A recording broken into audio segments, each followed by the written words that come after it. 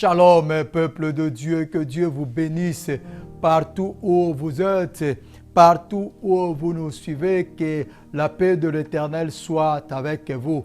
Je bénis ces moments, les moments merveilleux que nous allons passer ensemble dans la présence de notre Dieu. Je bénis votre patience ou votre temps que vous allez donner, parce que quelques minutes que nous allons passer ensemble, c'est tellement bon, c'est tellement agréable. C'est pour cela que la puissance de l'Éternel soit au moment où nous allons passer ensemble dans sa parole, dans sa présence, bien-aimé. La présence qui nous fait du bien, car nous n'avons pas un autre endroit où aller. Comme Pierre, lorsque le Seigneur parlait à propos, et vous, pourquoi vous n'allez pas avec les autres? Quand Jésus-Christ parlait de choses, celui qui mangera mon corps et boira mon sang, il sera sauvé. C'était catastrophe en l'écoutant. Et la Bible dit, il y a beaucoup de disciples qui ont arrêté de le suivre. Et il y avait que ces 12-là qui sont restés. Et il a posé la question, et vous, pourquoi vous n'allez pas aussi? Et Pierre l'a répondu, à qui irions-nous? À qui irions-nous? C'est toi qui as la parole de la vie. C'est toi qui as la parole du changement. C'est toi qui as la parole profonde. C'est toi.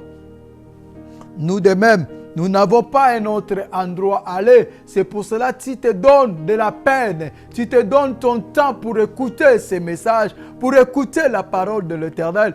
Soyez bénis, bien-aimés. Soyez bénis, bien-aimés. Que Dieu soit avec vous. Que la puissance de Dieu se manifeste en vous dans le nom puissant de Jésus. Et que ces moments, nous puissions passer dans la profondeur de l'Éternel, dans la gloire de l'Éternel, dans les dimensions les plus profondes pour élever notre Dieu. Et que la paix de l'Éternel vous accompagne, nous accompagne à ces moments. Que nous soyons entourés de la paix de Dieu. Que nous soyons entourés de l'atmosphère de Dieu. Que nous soyons entourés de tout ce qui est de Dieu, afin que nous puissions bénéficier de la profondeur de ces temps.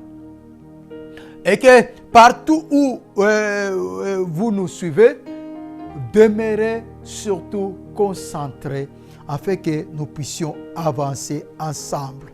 Bien-aimés dans le Seigneur, je vous rappelle encore une chose avant d'entrer encore dans les profondeurs de message. Bénissez cette chaîne de télévision 3xW, le site c'est 3xW.one-tv.org. C'est le canal que nous transmettons tous les messages. Si vous nous suivez, je ne sais pas de quel canal, mais le canal principal que nous transmettons le message, c'est cette chaîne de télévision one-tv.org.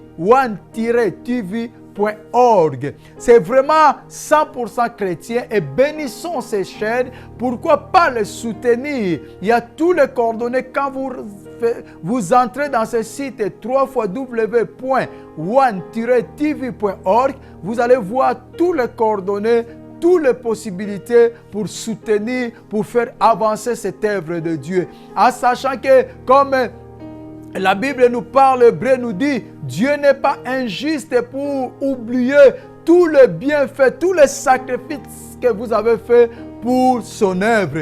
Et lorsque nous soutenons ce genre de choses, ce genre de chaîne, ce genre de télévision qui est 100% christ, c'est 100% pour annoncer la parole de Dieu, c'est ce qui veut dire que nous sommes en train de contribuer pour l'avancement de l'œuvre de Christ. Et Dieu n'est pas injuste pour oublier ce genre des actes. Dieu nous bénira. Dieu nous bénira. Oh, que Dieu soit glorifié, bien-aimé. Nous parlons de ce thème important, tellement important, que nous avons intitulé « La vie nouvelle ». Une vie nouvelle.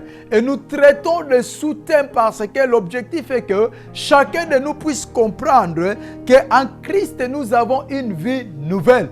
Comme la Bible nous dit dans le livre de 2 Corinthiens 5, 17, si quelqu'un est en Christ, il est devenu une nouvelle créature. Toutes choses anciennes sont passées et voici, il est devenu une nouvelle créature. Donc, cela veut dire qu'en Christ, nous avons une vie nouvelle. Mais pour comprendre cette vie, il faut entrer dans le profondeur. On a tellement parlé de sous-thèmes jusqu'au point que nous sommes en train de parler de la puissance de la croix. Comme je dis, c'est un message continu. Pour bien comprendre cela, c'est mieux de commencer depuis le premier jusqu'au moment que nous sommes. Parce que donc, nous coupons à cause de timing. Sans cela, c'est un message continu. Donc, commencez la puissance de la croix du premier épisode, du premier partie, jusqu'à là où nous sommes, et tu vas bien comprendre le message. La puissance de la croix. La croix, pourquoi ça devait être? Pourquoi on devait parler de la croix? Le mal est accru sur le monde, dans le monde. La méchanceté est accrue dans le monde. Donc, il y a eu de mauvaises choses. L'homme s'est séparé de Dieu par le péché. Et quand l'homme s'est séparé de Dieu, c'est là que la mort est entrée. Oh, l'homme ne pouvait pas continuer à vivre sans la croix, sinon ça allait être toujours la malédiction, ça allait être toujours la mort. Sans la croix, l'homme se retrouve toujours dans la malédiction, dans la mort. C'est pour cela qu'il fallait que Jésus vienne pour racheter l'homme de la mort. C'est à cause de la méchanceté que la mort est entrée. Alors il fallait quelqu'un qui est propre, qui est purifié pour venir encore secourir l'homme, là où l'homme s'est mis. Et nous avons partagé tant de choses pour ne pas retourner expliquer encore comment la mort était entrée. Mais jusqu'à un endroit où Dieu a commencé à appeler les serviteurs. Où Dieu a commencé à libérer les serviteurs. Nous parlons de la libération des peuples israélites en Égypte. C'est là que la Bible commence à parler de Jésus. C'est là que Moïse a commencé à parler de Jésus. Et tous les prophètes ont commencé à parler de Jésus. Le détail dont ils ont préparé le peuple à comprendre pourquoi le Messie devait venir et de quelle mort il mourra, comment il sera ressuscité et comment il viendra juger le monde. Ils ont commencé à préparer le peuple. C'est là qu'on avait lu dernièrement Deutéronome 18, verset 15, où la Bible dit: l'Éternel ton Dieu te suscitera du milieu de toi, d'entre tes frères, un prophète comme moi. Vous l'écouterez. Moïse commence à parler de Jésus. C'est l'Éternel qui le suscitera. Et les restes ont parlé de Jésus. Ils ont parlé de la venue du Seigneur. Jusqu'à ce qu'on vienne de parler ce qu'on avait déjà lu. C'est lui qui a parlé fort de cela. Oui, tout le monde parlait par rapport à ce qu'ils ont reçu du Seigneur. Jusqu'à ce qu'Ésaïe a parlé dans le livre d'Ésaïe 53. On retournera dans d'autres épisodes pour expliquer encore ceux qui ont parlé, comment ils ont parlé. Mais aujourd'hui, on va toucher directement Ésaïe, livre d'Ésaïe 53. La Bible dit de 1 et puis on va descendre. Ésaïe 53, je commence par le premier verset. La Bible dit: qui a crié à ce qui nous a été annoncé? À qui le bras de l'Éternel s'est-il révélé? Il s'est élevé devant lui comme un rejeton, comme une racine qui sort d'une terre assoiffée. Pardon. Il s'est élevé devant lui comme un rejeton, comme une racine qui sort d'une terre assoiffée. Il n'avait ni apparence ni éclat pour que nous les regardions, et son aspect n'avait rien pour nous attirer. Méprisé et abandonné des hommes, homme de douleur et habitué à la souffrance, semblable à celui devant qui l'on se voit la face. Il était méprisé. Nous ne l'avons pas considéré. Certes, ce sont nos souffrances qu'il a portées. C'est de nos douleurs qu'il s'est chargé. Et nous l'avons considéré comme atteint d'une plaie, comme frappé par Dieu et humilié. Mais il était transpercé à cause de nos crimes, écrasé à cause de nos fautes. Le châtiment qui nous donne la paix est tombé sur lui. Et c'est par ce mercifs que nous sommes guéris. Nous étions tous errants comme des brebis. Chacun suivait sa propre voie. Et l'Éternel a fait retomber sur lui la faute de nous tous.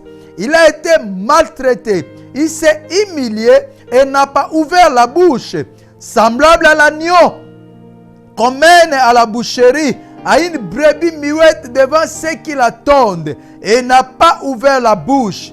Il a été emporté par la violence et le jugement dans sa génération qui s'est souciée de ce qu'il était retranché de la terre des vivants à cause des crimes de mon peuple, de la plaie qui les avait atteints. On a mis sa tombe parmi les méchants, son sépulcre avec les riches, quoiqu'il n'ait pas commis de violence et qu'il n'y ait pas eu de fraude dans sa bouche. Il a plu à l'Éternel de le briser par la souffrance après s'être livré en sacrifice de culpabilité. Il verra une descendance et prolongera ses jours, et la volonté de l'Éternel s'effectuera par lui. Après les tourments de son âme, il rassasiera ses regards par la connaissance qu'ils auront de lui. Mon serviteur juste justifiera beaucoup d'hommes et les changera de leurs fautes. C'est pourquoi je lui donnerai beaucoup d'hommes en partage. Il partagera le butin avec les puissants, parce qu'il s'est livré lui-même à la mort et qu'il a été compté parmi les coupables. Parce qu'il a porté le péché de beaucoup et qu'il a intercédé pour les coupables. La parole de l'Éternel. Ésaïe nous montre un peu la forme, le fond de Christ. S'il y a les prophètes qui ont parlé de la situation de Christ, Ésaïe fait partie de ces prophètes. Il nous montre le fond. Il nous montre pourquoi Christ devait venir et quelle était sa mission. Et la Bible dit, c'était un homme qui n'avait pas d'apparence. Ce n'était pas un homme qui devait attirer les gens. C'est pour cela que les Juifs au peuple israélite n'ont pas compris quand il était venu. Parce qu'ils attendaient un homme qui devait avoir l'attirance, il devait avoir l'apparence, qui devait avoir l'influence. Ils attendaient un homme beau, un homme puissant, un homme riche. C'est ça. Donc leur vie était plus focalisée sur ce qui attirait les gens. Leur vie était plus focalisée à ce qui attire. Or, lui ne pouvait pas être attirant. Lui, c'est quelqu'un qui est le profondeur. C'est spirituel. Il faut être spirituel pour comprendre que celui-ci est Christ. C'est pour cela, quand il avait posé la question, les gens disent que je suis qui?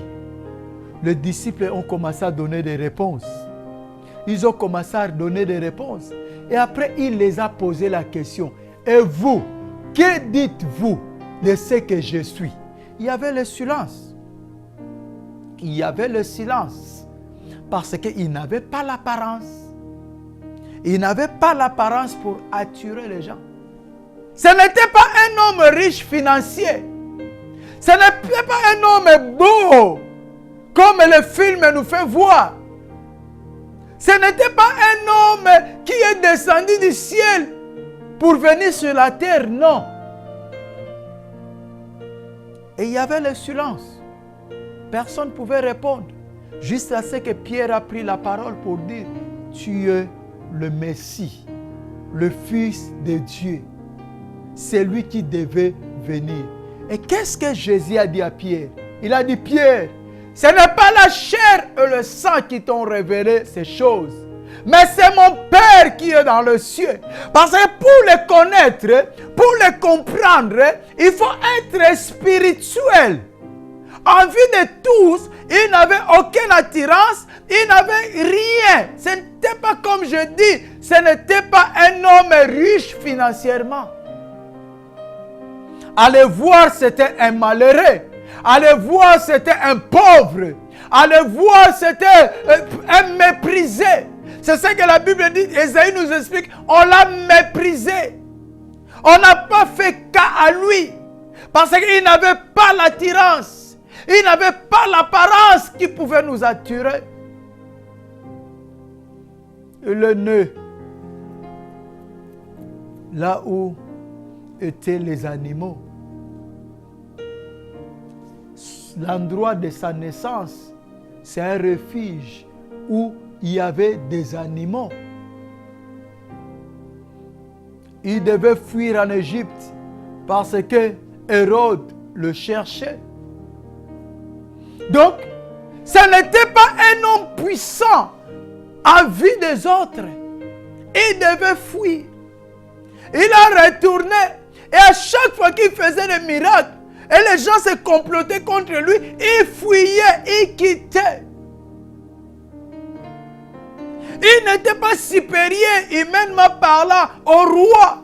Il n'était pas supérieur au gouverneur, à la loi. Non.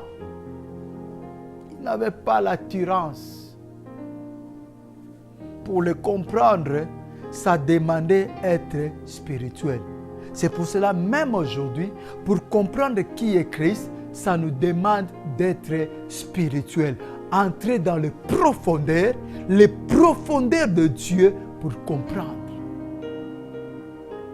Comme Jean, la Bible dit, Dieu l'a pris, l'Esprit l'a pris, il l'a amené dans l'autel, dans le profondeur. Et là, il commence à les montrer tout ce qui devait venir. C'est là que l'Apocalypse dit, il n'y avait personne qui était capable d'ouvrir le livre de la vie. À part le livre de la mort qui était déjà ouvert, il n'y avait personne qui était capable d'ouvrir le livre de la vie. Et la Bible dit, dans l'Apocalypse, Jean pleurait. Il pleurait parce qu'il n'y avait personne qui était capable d'ouvrir le livre de la vie. Jusqu'à ce qu'il a entendu une voix qui lui dit, Jean, ne pleure pas. Voici le lion de la tribu de Juda. Le seul qui est capable d'ouvrir le livre et de rompre les sceaux, de rompre la malédiction, d'ouvrir le livre de la vie et de rompre la malédiction. Ce n'était pas un homme qui était facile à comprendre. Partout il passait, c'était difficile qu'on puisse reconnaître. C'est lui le Christ. C'est pour cela chaque fois, même devant la femme samaritaine, quand Jésus parlait, la femme l'a dit, je vois que tu es prophète. Je vois que tu es prophète. Donc, ce n'était pas quelqu'un qu'on devait découvrir facilement avec la chair, avec le sang. C'est juste qu'aujourd'hui, il y a beaucoup de chrétiens qui n'arrivent pas encore à identifier Christ parce que leur vie montre qu'ils n'ont pas encore compris qui est Christ. Ils sont appelés chrétiens, mais ils vivent dans le péché. Ils sont appelés chrétiens, mais ils vivent dans la méchanceté. Quelqu'un qui est chrétien ne peut pas vivre dans le débauche, dans la méchanceté, dans le péché. Cela veut dire qu'il n'a pas encore compris qui était Christ. Qui était Christ? Et vous, qui dites-vous de ce que je suis? Il n'y avait personne. Jusqu'à ce que Pierre a été révélé. C'était Dieu l'a révélé pour la confirmation. Parce qu'il fallait que des gens puissent confirmer que celui-ci est le Fils de Dieu. C'est pour cela, dans sa mort, là, la mort, quand il est mort, quand il a rendu l'âme, la Bible déclare, il y a eu quelque chose qui s'est passé. Il y avait l'obscurité partout. Cette obscurité, c'était pour amener même les incrédules de croire. Et pendant cette obscurité, la Bible dit, il y avait un soldat qui a dit, réellement, cet homme était le Fils de Dieu. Depuis qu'ils ont commencé à pendre les gens, depuis qu'ils ont commencé à crucifier les gens, ils n'avaient pas vu quelque chose de pareil. Pendant qu'on les crucifiait, ils se moquaient de lui. La Bible dit, on se moquait de lui. Si tu es Christ, libère-toi. Si tu es Christ, dis qui t'a frappé. On se moquait de lui parce qu'il n'avait pas l'attirance. Il ne pouvait pas montrer, il n'était pas puissant humainement pour se défendre. On lui disait, défends-toi. Si tu es Christ, toi qui as sauvé les gens, sauve-toi toi-même. On se moquait de lui. Mais pour montrer qu'il est Christ, pour montrer que c'était sa mission de passer sur la croix, quand il a rendu l'âme, il y a eu un changement. Il y a quelque chose qui s'est passé. On a crucifié des milliers de personnes, mais c'était toujours pareil. Mais le jour de la crucifixion de Christ, le jour qu'on avait crucifié Christ, la Bible dit, il y a quelque chose de différent qui s'est passé. Qu'est-ce qui s'est passé? Il y a eu l'obscurité. Il y a eu les paniques. Jusqu'à ce que cet officier a témoigné. Je crois maintenant que cet homme était le Fils de Dieu. Il a crié. Ce qui montrait la différence, c'était les actes. Donc, c'était les choses qui se passaient là où Christ était. Là où il était, il y avait des guérisons, il y avait des miracles, il y avait de grandes choses. Il y avait l'ouverture de l'intelligence. Mais son apparence, dans la chair, c'était difficile de le connaître. Si tu demeures dans la chair, si tu demeures dans le superficiel, ça sera difficile de connaître l'œuvre de la croix. Ça sera difficile de vivre la puissance de la croix. Si tu demeures toujours charnel, si tu es chrétien qui va à l'église sans comprendre, si tu es chrétien qui loue sans comprendre, si tu es chrétien qui se laisse toujours dans le péché, dans la chair, tu es chrétien qui se laisse toujours dans la haine, la jalousie, la méchanceté, bien-aimé, ça sera difficile de connaître et de comprendre la puissance de la croix. Parce que la puissance de la croix n'est pas donnée aux charnels, n'est pas compris au charnel. La puissance de Christ, ce n'est pas pour les charnels. Parce que ceux qui sont dans la chair, ils sont attirés aux yeux, à ce qu'ils voient. Ces pasteurs, je ne crois pas qu'ils servent Dieu. S'ils servaient Dieu, ils ne pouvaient pas être pauvres. Regarde comment il est malheureux. Regarde comment il manque même le pain. Donc ça c'est des pasteurs de faim. Ce sont ceux qui cherchent de l'argent parce que tu vois avec les yeux humains, avec les yeux de la chair. Or, les choses de Dieu ne peuvent pas être comparées par rapport à la chair, ne peuvent pas être vues avec le regard de la chair. C'est impossible de comprendre les choses de Dieu dans la chair. Ça demande, il faut entrer dans la profondeur. Si nous écoutons, si nous comprenons l'explication d'Ésaïe 53, nous allons comprendre qu'on a passé à côté de Christ. C'est là que Christ dit, il y a quelque chose d'important. Cette chose, il y avait une femme qui demandait, Seigneur, je veux te voir. Seigneur, je veux te voir. Je veux te voir. Visite-moi, je veux te voir. Et ce message dit, elle était là dans sa maison. Et après, il y avait un homme qui est venu pauvre, malheureux. Les habits déchirés. Il est venu demander de l'eau.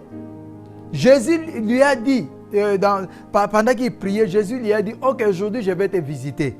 Je vais te visiter. Et après, il voit un homme qui vient, malheureux, les habits déchirés. Il est venu demander de l'eau.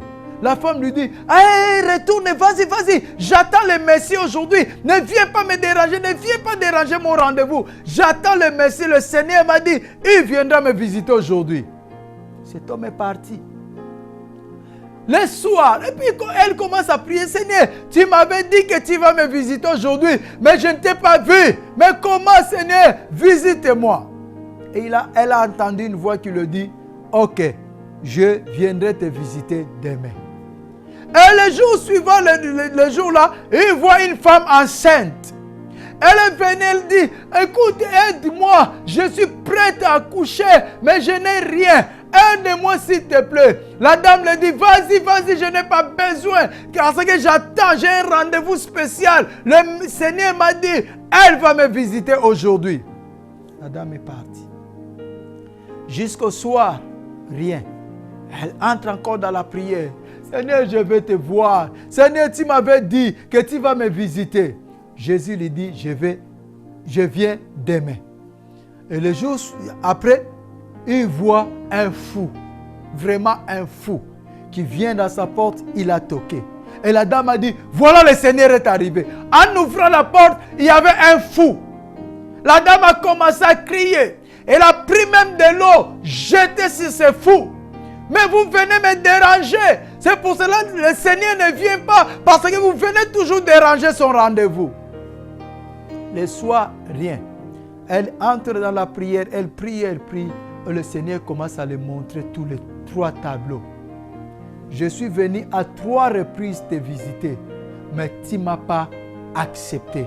Tu ne m'as pas laissé la place d'entrer même dans ton parcelle. Tu m'as fermé la porte. Il a fait voir le premier qui avait les habits déchirés, le deuxième la dame enceinte et le troisième le fou. Il a dit, tout ce que tu as vu, c'était moi. Alors, comprendre Christ, ce n'est pas charnel. Dans la chair, on n'arrivera pas à identifier le Seigneur. On n'arrivera pas à comprendre l'œuvre de la croix. Car l'œuvre de la croix, la puissance de la croix est spirituelle. Il faut entrer dans les profondeurs pour comprendre la puissance de la croix.